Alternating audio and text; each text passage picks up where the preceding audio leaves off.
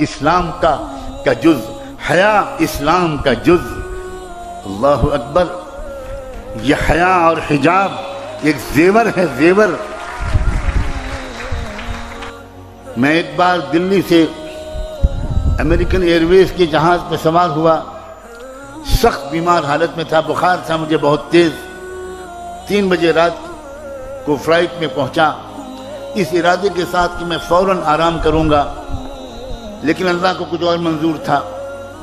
مجھے جو سیٹ ملی جہاز میں، اس میں بغل کی سیٹ پر ایک سردار جی، ایک سکھ بھائی جو فرینکفرٹ سے آ رہے تھے اسی فلائٹ سے، اور ان کے آس پاس کی سیٹیں خالی تھیں، تو وہ تو شاید خوب سو چکے ہوں گے، اور وہ ایک کمپنی کی تلاش میں تھے کہ کوئی آئے میرے پاس سیٹ پر بیٹھے گا تو میں اس سے باتیں کروں گا۔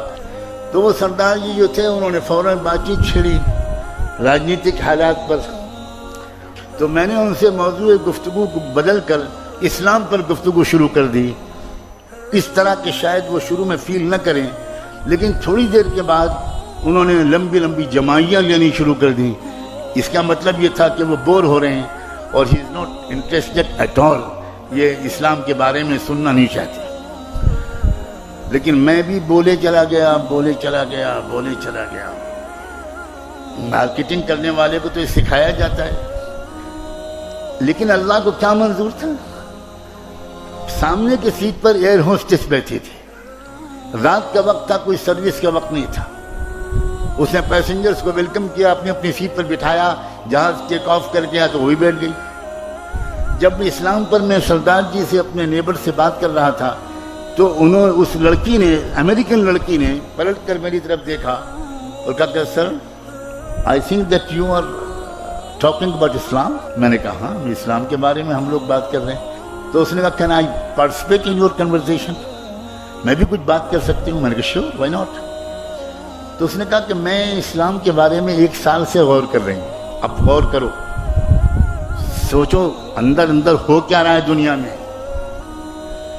میں کچھ پڑھ بھی رہی ہوں اسلام کے بارے میں، اور آئی لو، بہت سی چیزیں مجھے پسند ہیں، بٹ کچھ کوشچنس ہیں جو مجھے بے چین کرتے ہیں۔ تو میں آپ سے پوچھوں؟ میں نے کہا پوچھو۔ میں اس وقت اسٹوڈنٹ تھا اسلامک یونیورسٹی آف مدینہ میں، تو اس نے مجھ سے پردے کے بارے میں کہا۔ اس نے کہا کہ مجھے سمجھ میں نہیں آتا کہ یہ 50% آف پاپولیشن کو آپ کنفائن کر دیتے ہیں بیہائنڈ 4 والز، تو انسانی ڈیولپمنٹ میں یہ بہت بڑی رکاوٹ نہیں ہے؟ تو میرا ایک مزاج ہے، مجھے میرے بزرگوں نے یہ سکھایا کہ جب تم سے کوئی سوال کرے تو تم اس وقت اللہ کی طرف متوجہ ہو کر چپکے دعا کرنا، سوال بھی سنتے رہنا، اور دعا یہ مانگنا کہ اللہ اس کا جو سب سے اچھا جواب ہو وہ آپ میرے دل میں اتار دیجئے، میں تو کچھ جانتا نہیں ہوں۔ سبحانک لا علم لنا الا ما علمتنا انک انت العلیم الحکیم۔ میرے دل میں ایک جواب ایسا آیا جو اس سے پہلے کبھی نہیں آیا تھا، اور میں نے ان سے کہا کہ 1972 میں آپ کے یونائٹڈ اسٹیٹس آف امریکہ میں ٹیکسس اسٹیٹ کے کیپٹل ہیوسٹن میں ایک عجیب واقعہ پیش آیا تھا، اور وہ واقعہ ان شارٹ بیان کرتا ہوں کہ ایک صاحبزادے اپنے کار میں ایک بریف کیس میں تقریباً $20 لاکھ 2 ملین ڈالر کی مالیت کے زیورات، جیولز اینڈ ڈائمنڈز لے کر نکلے، اور مڈ نائٹ 12-1 بجے کے قریب انہوں نے ایک راؤنڈ اباؤٹ ایک چوراہے کے پاس اپنی گاڑی روکی، اور اس گاڑی روک کر وہ بریف کیس نکالا اور چوراہے پر کھول کر رکھ دیا، اور اسی کنارے ایک بلڈنگ میں ان کا اپارٹمنٹ تھا۔ انہوں نے گاڑی پارک کی اور اوپر چلے گئے اور اپنی بالکنی سے واچ کرنے لگے کہ اب دیکھیں میرے بریف کیس کا کیا ہوتا ہے۔ تھوڑی دیر کے بعد کوئی اور صاحب آئے، انہوں نے دیکھا، گاڑی روکی، ادھر ادھر دیکھا، کوئی نہیں ہے، بریف کیس کو دیکھا، سوچا کہ $20 لاکھ مجھے اس طرح مل رہے ہیں یا اپروکسیمیٹلی۔ انہوں نے جلدی سے بریف کیس اٹھایا اور گاڑی میں رکھی اور بھاگ گئے۔ اس نے نمبر نوٹ کر لیا مالک نے، اور پولیس کو انفارم کیا، اور اگلے چوراہے پر پولیس نے ان کو ریڈ ہینڈڈ پکڑ لیا۔ کیس چلا، امریکن ٹیکسس ہائی کورٹ نے جو فیصلہ کیا، میں نے اس امریکن ایئر ہوسٹس کو وہ ججمنٹ کا خلاصہ سنایا کہ میں نے ریڈرز ڈائجسٹ میں وہ قصہ پڑھا تھا.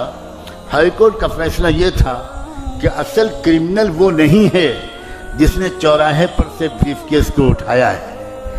اصل کرمنل وہ ہے جس نے پروٹیکٹڈ پراپرٹی کو اوپن کر کے چوراہے پر رکھ دیا. یہ آپ کے ہائی کورٹ کا ججمنٹ ہے. تو وہ تھوڑی دیر کے لیے پزلڈ ہو گئی. میں نے کہا کہ آپ سمجھیے کہ یہ آپ کے سوال کا جواب ہے. تو کہنے لگی کہ can you please explain it a little further. میں نے کہا سیدھا بات ہے، اسلام کے نزدیک ہر فیمیل، ہر لڑکی اور ہر عورت بلینس آف ڈالرز کی قیمت کی ڈائمنڈ جیبل ہے. It should be protected. It should be protected.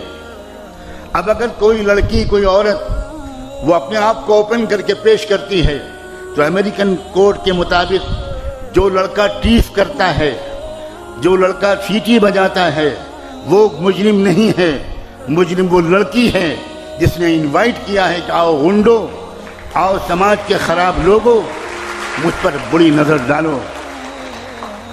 میری پردہ نشین باحیا اور باحجاب بچیوں، جانتی ہو ایک اسلام کے قانون کی تشریح کا کیا جادوئی اثر ہوا؟ شی واز ان ٹیئرز، رونے لگی وہ، اور وہ کہنے لگی کہ اب کراچی ایئرپورٹ آ رہا ہے، میں تو اب آپ تو اتر جائیں گے، آپ کو یہاں سے فلائٹ چینج کرنی ہے. اب میرے پاس تو 4-5 سوال اور بھی ہیں. آپ کے اس سوال نے تو مجھے مسمرائز کر دیا آپ کے جواب نے. میں بالکل مطمئن ہوں کہ پردے کے بارے میں. But what about my other questions? میں نے کہا دیکھو میں ایک اسٹوڈنٹ ہوں، میرے پاس اپنا کوئی فون بھی نہیں ہے. میں ہاسٹل کے چیف وارڈن کے آفس کا نمبر دیتا ہوں، آپ مہینے میں 1-2 بار مجھے کال کرنا، اگر میں مل سکوں گا تو ملوں گا، جواب دوں گا. اور اگلے 7 مہینے تک وہ مجھے ہر مہینے 1-2 سوال کرتی رہی، اور میں اپنی علم کے مطابق جواب دینے کی کوشش کرتا رہا. اور چونکہ میں مدینے میں تھا تو جواب دینے سے زیادہ میں مسجد نبوی میں اس کے لیے ہدایت کی دعا کرتا تھا. 27ویں رمضان کی تاریخی رات تھی، وہاں رات تھی اور مدینے میں دن تھا، جمعے کا دن تھا. اس نے مجھے فون کیا، اس نے کہا مولانا میں نے اس وقت کوئی سوال کرنے کے لیے فون نہیں کیا ہے. I want to give you a very happy news. Right now میں شکاگو کی اسلامک سینٹر میں بیٹھی ہوں اور میں نے ابھی محمد مصطفیٰ کا دامن تھاما ہے.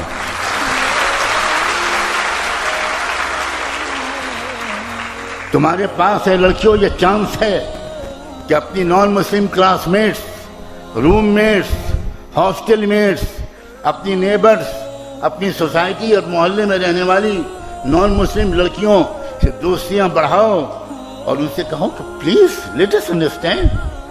ہم لوگ پڑھے لکھے لوگ ہیں بھائی، ہم لوگوں کو ایک آپس میں ڈیبیٹ کرنا چاہیے، ایکسچینج آف نالج کرنا چاہیے. ہم لوگ لڑکے ہو رہے ہیں، وی آر سویلائزڈ پیپل. آئیے ہم لوگ بات کریں. آپ سمجھیے ہمارے حجاب کو، آپ سمجھیے ہمارے پردے کو. میں اس گھر میں رہتا ہوں، یہاں میری بیٹی بھی موجود ہے، میری بہو بھی موجود ہے. وہ پورا گھر نان مسلم سوسائٹی کا ہے. 99% لیبرز ہندو ہیں اور اپر کاسٹ کے ہیں.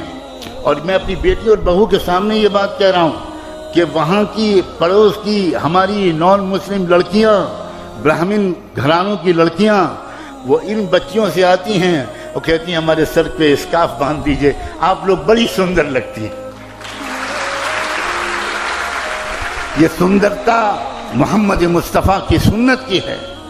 یہ خوبصورتی ملت ابراہیمی اور شریعت محمدی کا حسن ہے. اور اس سے تمہارے دلوں کو سکون رہے گا، اس سے تمہارے دامن پاکیزہ رہیں گے، اس سے تمہارے خیالات منتشر نہیں ہوں گے، اس سے تم ماحول کی گندگی سے متاثر بھی نہیں ہوگی.